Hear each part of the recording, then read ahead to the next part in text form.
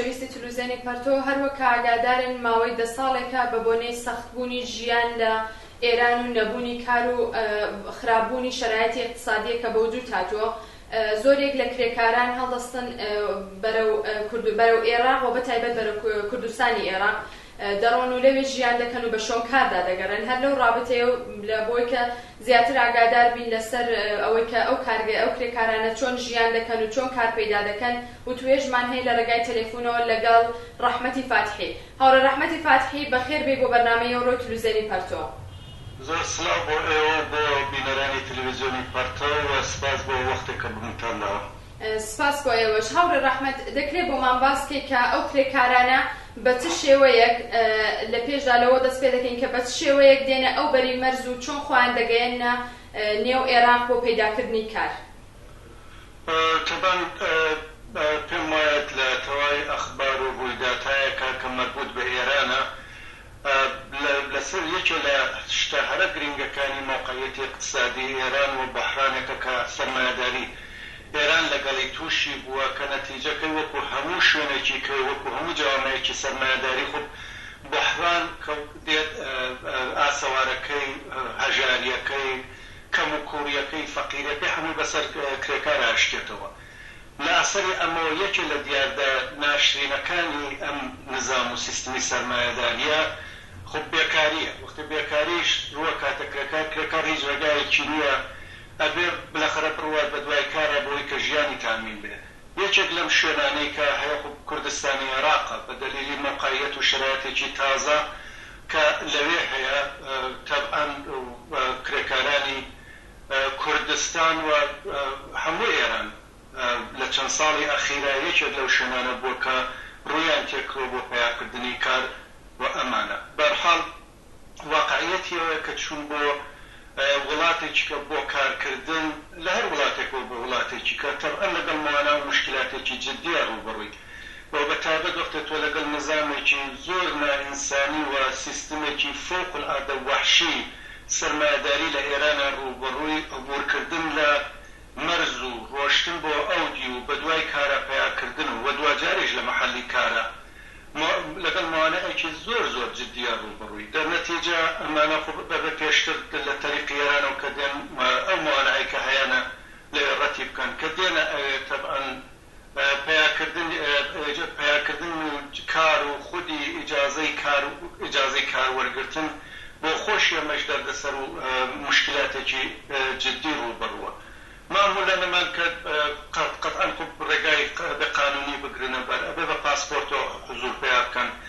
ئەگەر هەروە سەرخۆت ڕووبکەنە ئەم شوێنە وەکو کوردستان تەبعاً ئەمانە 15 ڕۆژی ئەوڵ حەقیان لێ بمێننەوە بە دوای کارەوە بن بە دوای ئەوە شایەتر بۆ مانەوانە بێت بە دوای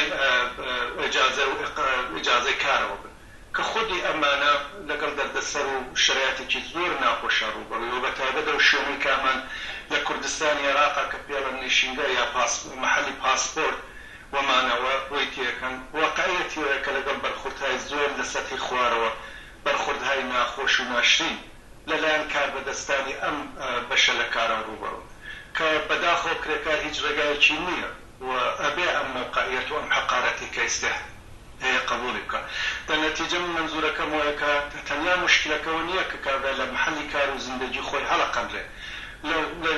لە ژن یا ژن بێ لە پیا و لە مناڵ لە تەواوی ئەو شتانەی کە بالاخره پێی وابەستەیە لە مەحەلی ژیان و گوزەرانیە ئەبێ هیچ بە پچڕێکە بۆ خۆی و خۆی دەرداوەرە بەڵام لە ئەینی حاڵی شافتە دێتە ئەوە لەگەڵ پرۆسێکی کەی دەرداوەر کە کارپەیاکردن و ئیجازەی ئیقامەت و ئیجازەی کاروەرگرتنە ڕووبەڕووە. بەڵێ ڕەحمەتی فاتحی پاشەوەی کە ئەو کرێکارانە کار پەیدا دەکەن شەرایەتیان چۆن دەبێ ئەوەی کە ئایا یاسا و قانونێک هەیە کە ئەسڵەن ئەوانە بەسەر کاریاندا ببێ یانی هیچ قەوانینێک هەیە یا ئەوەی کە هەروایە؟ من باسم کرد کە شرایەتی کارپەیاکردن لە کوردستانی عێراقا فوقالعادە سەختە. دەنی لە واقعیت ئەلام بنگاهایە پێوا بوون کەم بنگاهای واستە و دەڵاڵن کە بە دوای کارەون بۆم کارگەرانە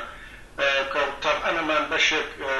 هەزینایەکی سەنگینە خەنە سەر شانی کارگەر هەم بۆ مەسەلەی ئەقامەتیان هەم بۆ مەسەلەی کارپەیاکردنیان و دوجارش کرێکی حەقدەستێکی زۆر نازڵ لە خوارەوە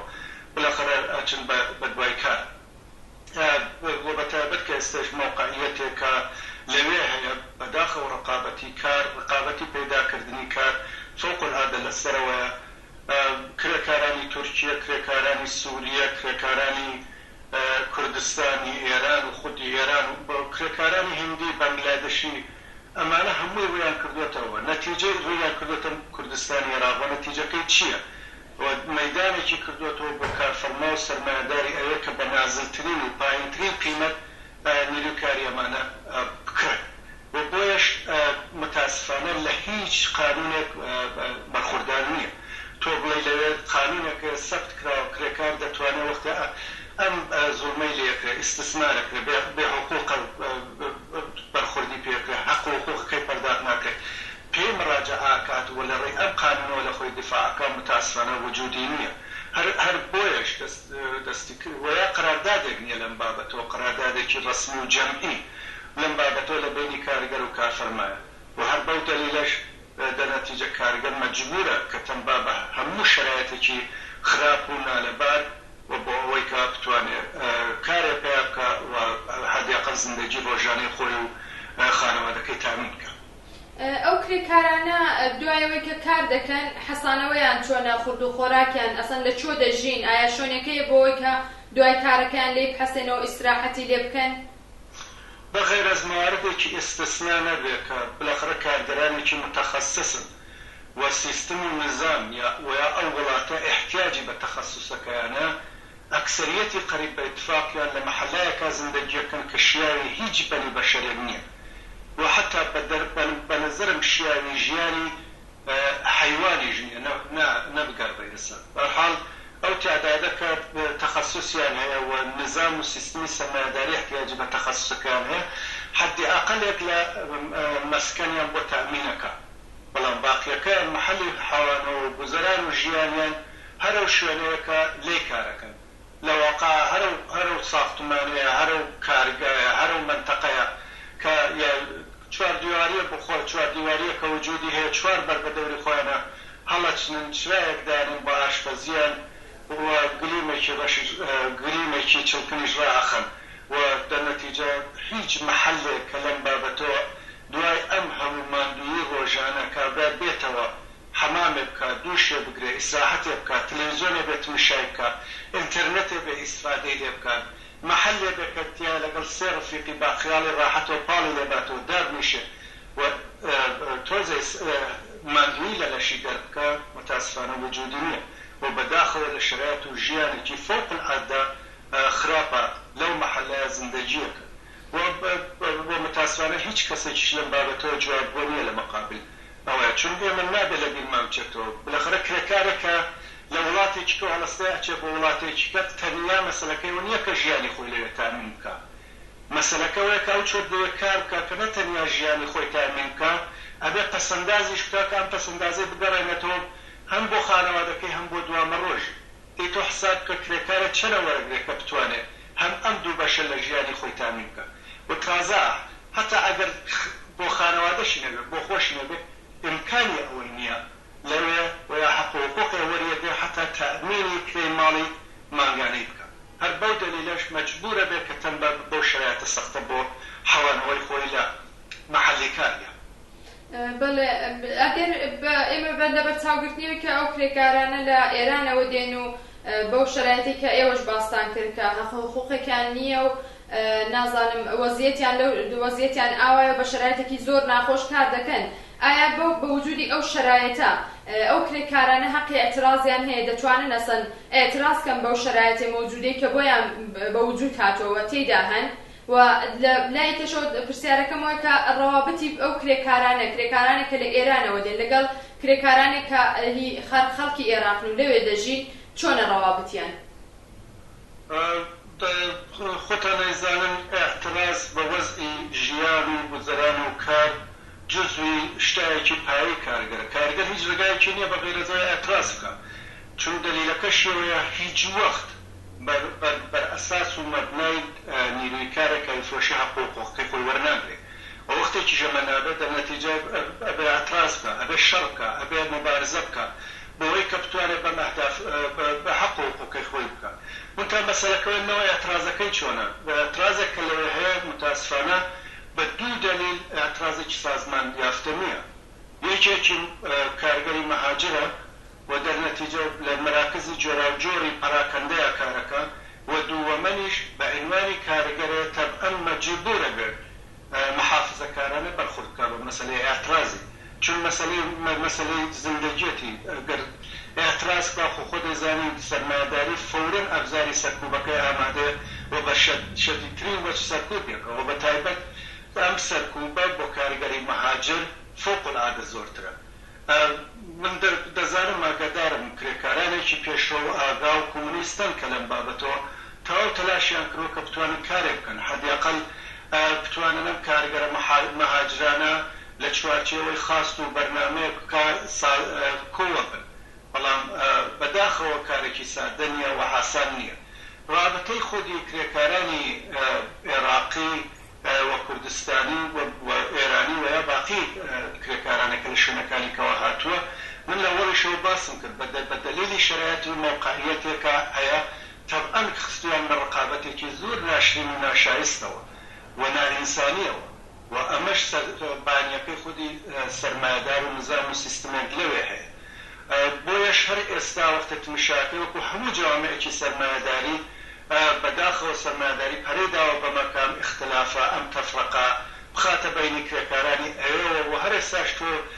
کاروبدارێ لەم لاولەوێ ئەترازی کرێکاری کوردستانی دەبینی کە باز جارە بۆڵاکە ئەترازەکە کە ئەرێ لەم بابەتۆمانە هاتووکاریەمان خواردووە ئێمەن کەوتونەوە مۆقعیەتەوە بە قیمەتی ئارزانتر نیروی کاریانە فرۆشتن دەرنەتیجە باعسی بێکاریەمە بووین ئەمە ئێستا زۆر کەمە بەڵام ئەگەر ئیدامە پیا بکە و ئەگەر کارگەرانی پێشرۆ و کۆمونیست و سوسیالیست لە کوردستان عێراقا پێش نەکەون و بە کارگەر بە عام چ بەوەی کە هاتووە چ بۆی لێ نیشتەجێ نەڵێ کە سەرچاوی ئەم هەژاری سەرچاوی بەدبەختیە سەرچاوی کەمبوودی ژیانە سەختە و هاتە دەستەکەمە سەرمایەدارێکە کە لەوەیە دەرنەتیجە توانێت ئەم تەفقە بکات خۆشبەختانە الان لێ بالاخره تشکل و سازمانێکی بنای سندیکای بناسازی و ساختمانی کوردستان کە لێ بەنظرم ئۆرگان و سازمانێک و سندیکایەکی باش و پێشڕەوە خەوقاری هەمکرێکاری هەموو منتەقەی و لەم ئاخرانەشە تقریبا دوو هەفتە لەوە پێش ئەوەندەی حضوری ذهنم بە ئیطلاعیەکیدا خطاب بە کارگەرانی مەهاجر و داوای لێکردن کە ئەتراز و مبارزەی خۆیان لەگەڵ ئەم سندیکا هەڵپێکن بەوانەوە وەسڵ بن ارتباطیان لەگەڵ بگرن و لەو ڕێگاشەوە مەجموعەیە دەستورالعەمەل و ڕێنوێنی باشی کردبوون کە وەختێ هاتوونە ئەوێ چی بکەن بۆی کە بتوانن دفاع لە حقوق و حقوق خۆیان بکەن و یان مبارزات و ئەترازاتی خۆیان هەڵپێکن لەگەڵ ئەتراز و مبارزاتی خودی کارگەرانەکە لە مەحەل لەوێ لە کوردستانە. هەورە ڕەحمەتی فاتحی لەوێ ئاماری قوربانیانی کار بەو شەرایەتە سەختێکە ئێوە باسی دەکەن ئاماری قوربانیانی کار چەندەیە و چۆنە و ئیمکاناتێک کە بۆ ئیمەنی کرێکاران دەبێت فەراهەم بێ لە حینی کاردا چۆنە و حەقدەستیان چۆنە؟ بەداخەوە من هەروەکو لە ئەوەڵیشەوە باسم کرد کوردستان یاخودی عێراق یەکێک لەو مەناطقەیە حتى ئەو قوانونە کاری بورژوایی کە الان لە وڵاتانی کەیە حاکمە و حدی ئەقل مەجال و ئیمکانێکە کاتەوە بۆ کرێکار کە پێی مراجعە بکات وەلەو ڕێگاوە حتا لەو چوارچێوە بورژوایی و سەرمایەداری خۆی و بڕوا دفاع لە هەر حقوقی کاری خۆی بکات متاسفانە وجودی نییە وەختی ئەمە وجودی نییە معناکەوەیە کە شرایەتی ئیمەنیش بە شدەت لەخوانە سەرمایەدار لەوێ ئەوەی کە منزوری نییە گیانی ئەو کارگەرێ ئەوەی کە منزوری کە سەرمایەدارە بێتە ئەوێ کارەکەی بکە هەر لەو سانیەوە کە دەستەکا بەکار تا ئەو ئاخرین ساعەتانی ڕۆژ ئێتک ئەم کارگەرە لە شەرایەتێکا کە کارەکە وەزیەتی ئیمەنی چییە وەزیەتی ئەوەی کە ئایا سلامەتیەکەی چەندە تەزمینە چەندە ئیمکانات دروست بۆ بۆی کە کرێکار بۆ کارەکەی بتوانێت گیانی خۆی بپارێزێت لەتمەنە بینەزەر بەنەخوا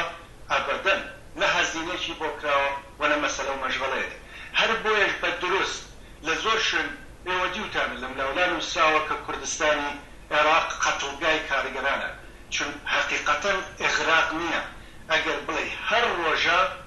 تعدادێک کارەگەر لەم کوردستانەیە نەبێتە قوربانی جای گیانی لەدەست بە یا بریندار بێ یا ناقص العضو بێ بۆ هەموو ژیانی ئاخرین ئامارە کە دەڵێ حەدیەقل لە چەند مانگی ئاخری ئیمساڵە تەنیا فقط کەسانێک کە بوونە کوژراون یعنی منزورم ئەوە نییە کە بریندار بوون یا لە فەلەج بوون یا ئەیتر بۆ هەموو ئەمر سلامەتی خۆیان لەدەستداوە 47 کەس گیانی خۆیان لەدەستداوە بە حسابی بکە 47 ئینسان لە محەلی کارە فقط بۆی ژیانی خۆیان تامین بکەن بە دەلیلی نەبوونی ئەمنیەتی شغلی و کاری و مەسایلی ئیمەنی بۆ کار لە محەلی کارە گیانیان لەدەستداوە متاسفانە لەم بابەتەوە شێخ خۆتان گوتم باسم کە هیچ قانونە نییە تەنیا کارێک کە دەکرێت ئەم کرێکارە فۆرن لە کفنێکە پێچێتەوە و حەواڵاکرێت کەەوە بە ئەو منتەقەی کە لێ هاتووە ئێتر دوای ئەوەش تۆ بڵێ سەرمایەدار موەزەفە کە بیمەیەک بدە ژیانی ئەمە تامین بکە خانەوادەکەی بێنێتە ژێر پۆشی چون بلەخەرەو سەرمایە ئەو کارگەرە بۆ ئەوەی کە سەرمایەدارەکە بکاتە سەرمایەدار حاصل و دەستڕەنجی خۆی ئەکاتە قوربانیەکە ئەم کابرای سەرمایەدارە یان ئینسانە سەرمایەدارە بلەخەرە سەروەتەکەی خۆی چەند بەرابەر بکە بۆ شەربەن دەلیلە متاسفانە حتا دوای مەرجیان ئینسانش ئەوە نییە کە بیمەیەک ببێت و بڕوات غەرامەتێ بدرێ بەم ئینسانە ویان شرایط و موقعیت دروستکە کە هیچ سەرمایەدارێکی نائینسانی ظالمی نەتوانێت بەڕاحەتی بە سەرنوشت و گیانی ئەم ئینسانانە کە متاسفانە وەزعەکە ئەوەیە منە وەکو باسم کە خۆشبەختانە لانەو سەندیکایەکێ لە کارەکانی هەیەتێکی هەیە لەم بابەتەوە مرەتەب سەردانی مەحەلی کاراناکە و بەدەم ئەم شوێنانەوە کە ئەچێکە کارگەری تایە بێتە قوربانی و هەر لێرەشەوە من قسەکەمەوەیە ئەم کرێکارانە مەجالێکیان بۆ خۆڵقاوە پێشەوەی دەست بەکار بن لە هەر مەحەلێکە بڕۆن لەگەڵ سەندیکا ارتباط بگرن بەحاڵ لەگەڵ یانە هاوکاری بکەن هاوفکری بکەن و تەبعەن هەم ئەمنیەتیان دەپارێزێ و هەم لە عینی حاڵە مەجالێکەدا بۆ دیفاع لە حقوق و حقوقیان زۆر سپاس ڕەحمەتی فاتحی بۆەوەی کە وەختی خۆت لە اختیاری ئێمەدانا و ئەو ئیطلاعاتت بە ئێمەدا زۆر سپاست دەکەم کە لە بەرنامەی ئێمەشدا شرکەتت کرد کاتێکی خۆشت بێ زۆر سپاس بۆ ئێوەش بۆ وەختێک کە منتاندا و تەشەکورتان لێک سپاس بۆ ئێوە بینەرانی عەزیز و خۆشەویستی تلویزیۆنی پەرتۆش دەگەڕێنەوە بۆلاتان